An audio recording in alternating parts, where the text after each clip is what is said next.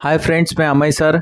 हम लोग और एक एनएलपीपी के अंदर और एक सम के अंदर बढ़ने वाले हैं। वो सम है three variables one equality functions. इसके पहले यही टाइप के दो सम हम लोग ने ले लिए हैं। आप मेरे प्लेलिस्ट में जाके देखेंगे तो आप देख सकते हैं। Latest starts with this example. ये पर्टिकुलर सम मुंबई यूनिवर्सिटी के अंदर दिसंबर 2022 को पूछा गया है। तो यहाँ पे देखो क्या करना है आपको। लैग्रेंजियस x1, x2 एंड x3, ये जो फंक्शन है आपको लिखना है f x1, x2 and x3 minus Lagrangian's multiplier lambda होता है h x1, x2 and x3।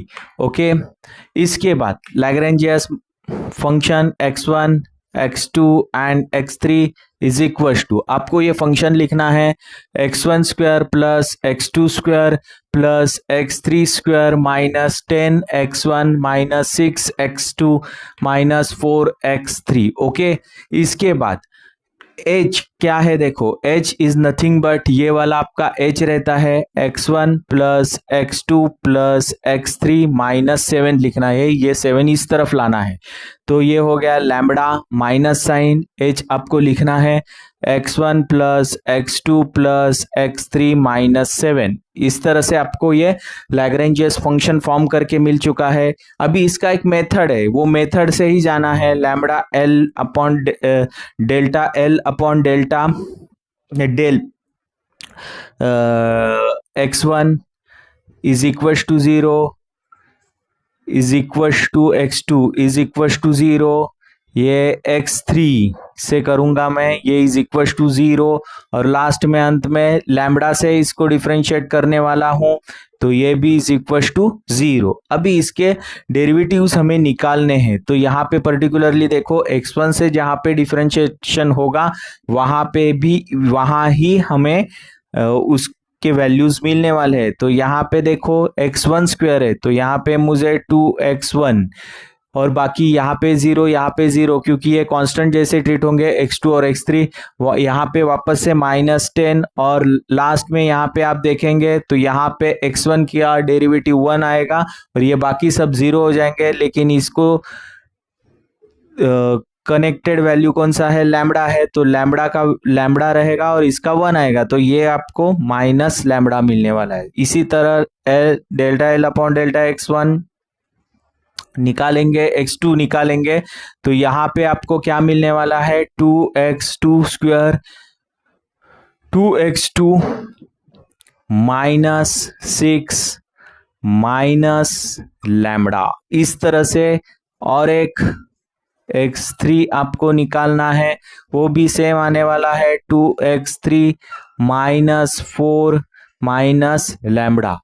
Okay, और इसको अगर मैं लैम्बडा से डिफरेंशिएट कर देता हूं तो यहाँ पे लैम्बडा के वजह से इसका वैल्यू 1 हो जाएगा और ये एज इट इज रहेगा तो minus x1 plus x2 plus x3 minus 7 ये मिलने वाला है आपको।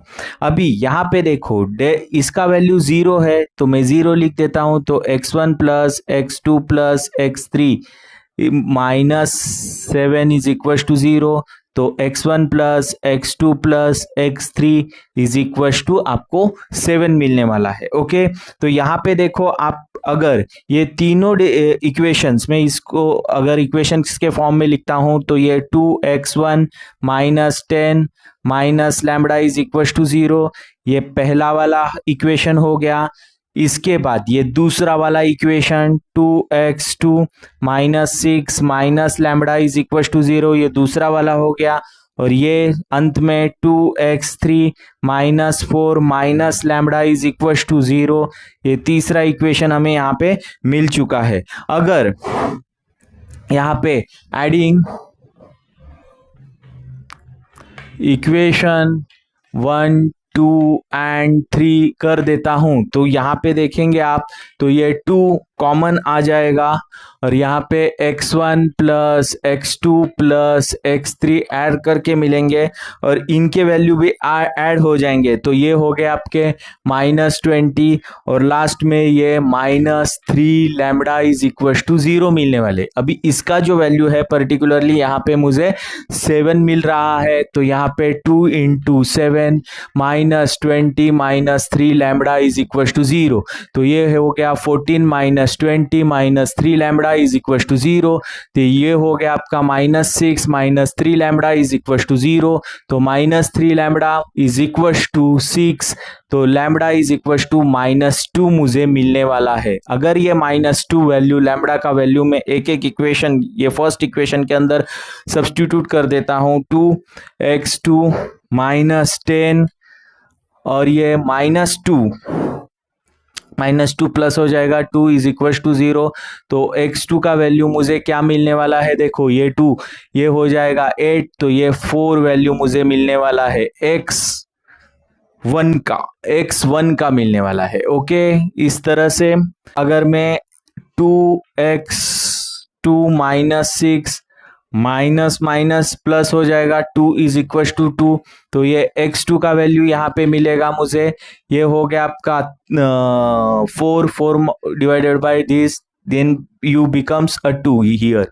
तो x2 मुझे 2 मिलने वाला है। इसके बाद यहाँ पे आपको 2x3 -4 plus 2 is equal to 0, तो x3 इज इक्वल टू, तो ये हो जाएगा, ये वैल्यू मुझे पर्टिकुलरली 1 मिल चुकी है, इसलिए x0 के वैल्यूज क्या मिले हैं, देखो 4 2 एंड 1। ओके, इस तरह से x0 के वैल्यूज मिले हैं।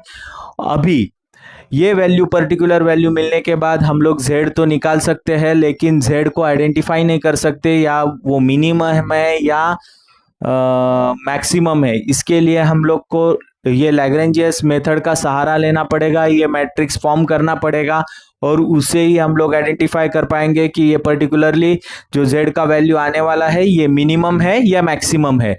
तो यहाँ पे देखो हम लोग क्या करेंगे, आगे की ओर बढ़ेंगे। तो आगे बढ़ने के लिए हमें करना क्या है, देखो आगे बढ़ने के लिए हमें फंक्शन f जो है x1 x2 एंड x3 का दिया हुआ, इसको लिखना है और उसके पार्शियल डेरिवेटिव्स निकालने हैं। x1 square plus x2 square plus x3 square -10x1 -6x2 -4x3। Okay, इस तरह से करना है। तो यहाँ पे अगर इसके डेरिवेटिव्स निकाल के लेता हूँ मैं x1 से, इसको डिफरेंशिएट x1 से करता हूँ, तो यहाँ पे मुझे क्या मिलने वाला है, 2x1 -10। वैसे तो यहाँ पे आपको मिल रहा है, लेकिन ये पूरा फंक्शन था, इसके अंदर लैम्बडा के भी वैल्यू थे। ओके, इसलिए मैं सेपरेट से यहाँ पे निकाल के दिखा रहा हूँ। इसके बाद वापस से f अपॉन डेल्टा x2 का डिफरेंशिएशन में करता हूँ, तो यहाँ पे मुझे 2x2 -6 मिलने वाला है। इसके बाद same thing for third one, तो यहाँ पे मुझे 2x3 -4 मिलने वाला है। अगर इसको वापस से डिफरेंशिएट करता हूं मैं, तो क्या आने वाला है, देखो del square f upon delta x1 square is equal to, तो यहाँ पे 2 मिलने वाला है। अगर इसको वापस से करता हूं मैं, तो यहाँ पे भी मुझे क्या मिलने वाला है, 2 ही मिलने वाला है। स्क्वायर अपॉन x3 को करता हूं, तो यहाँ पे भी मुझे 2 ही मिलने वाला है, क्योंकि x1 है तो ये 1 हो जाएगा, 2 बचेगा, यहाँ पे भी 1 हो जाएगा, 2 बचेगा, यहाँ पे भी सेम। लेकिन अगर इसको मैं x1 से डिफरेंशिएट किया, उसके बाद 2 से डिफरेंशिएट करने जाऊंगा, तो वो पर्टिकुलर वैल्यू मुझे 0 मिलने वाली है। ओके, मतलब आगे वाले पार्शियल डेरिवेटिव्स मुझे क्या मिलने वाले हैं, 0 मिलने वाले हैं। ओके, के बाद मैं h का फंक्शन यहाँ पे लिखता हूँ। h का जो फंक्शन है क्या है, x1 plus x2 plus x3 -7। अगर मैं h को डिफरेंशिएट कर देता हूँ डेल्टा x1 से, तो यहाँ पे मुझे 1 मिलने वाला है। h अपॉन डेल्टा x2 से करता हूँ तो भी 1 मिलने वाला है, और h को अगर मैं 3 से डिफरेंशिएट करता हूँ तो भी 1 मिलने वाला है।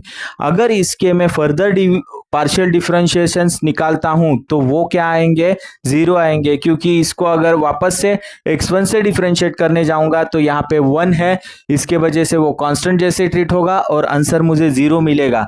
तो all other partial derivatives are 0, हमें क्या मिलेंगे, 0 मिलने वाले हैं। ओके, इसके बाद ये 0 मिलने के बाद हमें करना क्या है, ये जो पर्टिकुलर मैट्रिक्स हमें डिटर्मिनेंट्स हमें यहाँ पे मिला है उसके अंदर ये वैल्यूज हमें सब्स्टिट्यूट करने होंगे। ओके, तो यहाँ पे देखो मैं ये अभी सब्स्टिट्यूट कर देता हूँ। तो ये 0 ये h के वैल्यूज है, ये x1 x2 और x3 के है, तो यहाँ पे मैं लिख देता हूँ ये तो 0 हो गया है। x1 x2 और x3 के वैल्यूज h के क्या मिले हैं, 1 1 और 1 मिल चुके हैं, और वो ही हमें ये जो रो है वो कॉलम के अंदर लिखना है 1 1 1। ओके, इस तरह से। ओके, अगर आप मेरे पहले वाले वीडियो देखेंगे तो इसके अंदर ये पर्टिकुलर डेल्टा 4 वाला जो मैट्रिक्स बनाया हुआ है, ये कैसे बनाना है, कैसे याद रखना है, इसकी पर्टिकुलर मेथड मैंने आप इसके 2 प्रॉब्लम के अंदर बताई हुई है। आप मेरे प्लेलिस्ट में जाके वो प्रॉब्लम देखेंगे तो आपको ये समझ में आएगा। ओके, इसके बाद इसके जो डायगोनल एलिमेंट है, ये वाला है, ये वाला है, ये पर्टिकुलर डायगोनल एलिमेंट हमें फॉर्म करके मिले हैं और इसके वैल्यूज क्या है, 2 2 2। बाकी के जो h वाले बंदे हैं वो तो फर्दर पार्शियल डेरिवेटिव्स उनके क्या आने वाले हैं, 0 ही है। तो यहाँ पे तो मुझे 2, ये भी 2 और ये भी 2 मिल चुके हैं, बाकी सब एलिमेंट यहाँ पे 0 रहने वाले हैं। ओके ओके, इस तरह से हमें ये डेल्टा 4 यहाँ पे फॉर्म करके मिल चुका है। अभी हमें डेल्टा 3 निकालना है, तो डेल्टा 3 निकालने के लिए हमें ये रो कम करना है और ये रो और कॉलम, ये कॉलम और ये रो कम करके लिखना है। तो ये 0 1 1, ये 1 1 2 0 0 2 ऐसा लिखना है, और इसका डिटर्मिनेंट हमें किसके अंदर फॉर्म करना है, कैल्सी भाई के हेल्प से निकालना है। तो कैल्सी भाई के हेल्प से हम लोग डिटर्मिनेंट निकाल के लेंगे, शिफ्ट 4 डिम 1 1 1, अगर इसके वैल्यू 0, इसके बाद 1, इसके बाद 1, इसके बाद 1, इसके बाद 2, इसके बाद 0, इसके बाद 1, इसके बाद 0, इसके बाद 2। ओके, अभी ये डिटर्मिनेंट में यहाँ पे कॉल करके लेता हूं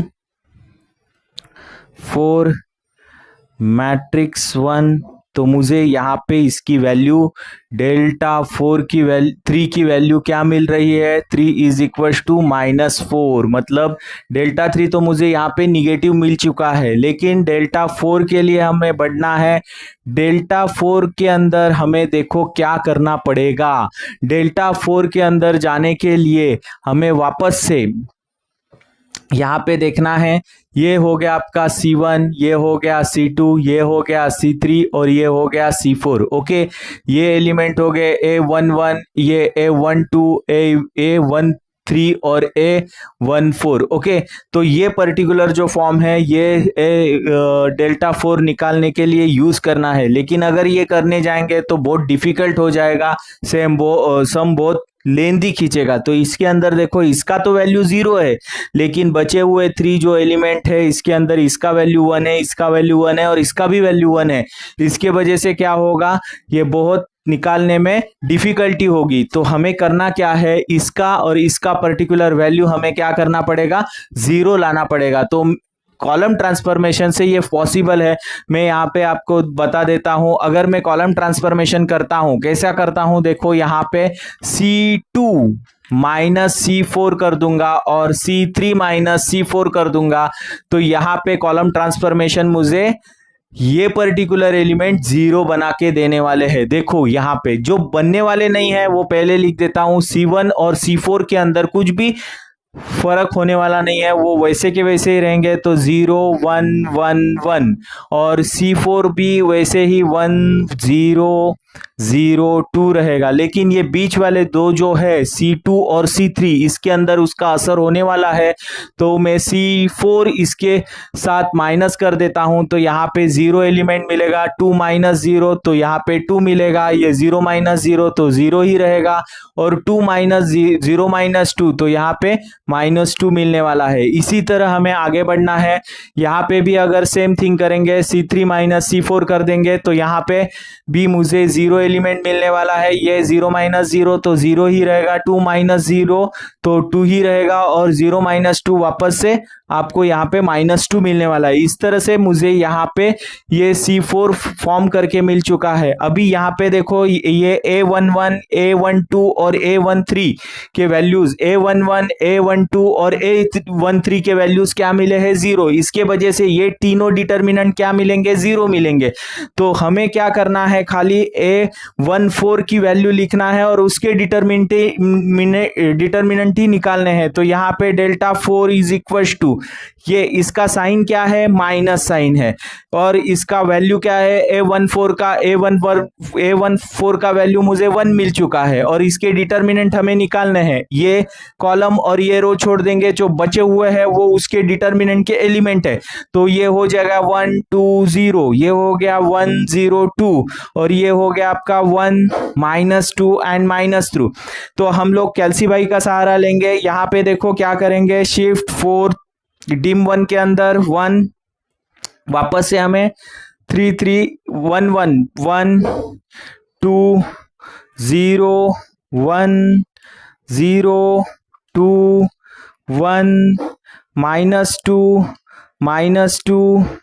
लिखना है। इसके बाद शिफ्ट 4 डिटर्मिनेंट 1, शिफ्ट 4 वो डिटर्मिनेंट के अंदर मैट्रिक्स कॉल करना है आपको 1 नंबर, और हमें यहाँ पे वैल्यू मिल रही है -12। तो delta 4 is equal to 12 value मिल चुकी है यहाँ पे। तो ये 12 लिखा यहाँ पे, और इसके साथ -1 जुड़ा हुआ है, तो इसकी वैल्यू क्या मिल चुकी है? -12। इसके वजह से आप देखेंगे delta 3 and delta 4 are both negative. दोनों कैसे मिले? निगेटिव। देन x0 इज क्या होने वाला है? देखो, x0 इज अ मिनिमा। इसका मतलब है z मिनिमम हमें कैलकुलेट करना है। z मिनिमम कैलकुलेट करने के लिए ये जो वैल्यूज है हमारे पास, वो पहले सब्स्टिट्यूट करने हैं। x1 की वैल्यू 4 है, इसके बाद x2 की वैल्यू क्या है? 2 है, और x1 की वैल्यू 1 है। ये वैल्यूज एक z मिनिमम के अंदर हमें लिखने हैं। z minimum is equal to, तो ये वैल्यूज हम लोग लिख देंगे 4 का स्क्वायर प्लस 2 का स्क्वायर प्लस 1 का square -10 into 4 -6 into 2 -4 into 1। Okay, और z minimum is equal to, तो कैल्सी भाई का सहारा लेंगे इक्वेशन सॉल्व करने के लिए। 4 का स्क्वायर प्लस 2 का स्क्वायर प्लस 1 -40 -12 -4। ओके, तो यहाँ पे मुझे ये वैल्यूज -35 मिल चुकी है। ओके, इस तरह से ये वैल्यूज -35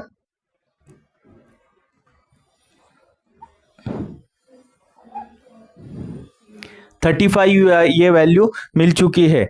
ओके, तो आप इसका स्क्रीनशॉट ले लो, और ये पर्टिकुलर प्रॉब्लम के अंदर आपको कोई भी डाउट है या कोई भी क्वेश्चन है तो कमेंट बॉक्स में कमेंट करके ज़रूर पूछ लेना। और अगर मेरे वीडियो आपको अच्छे लगते हैं तो लाइक, सब्सक्राइब और शेयर ज़्यादा से ज़्यादा करना। Thanks for watching my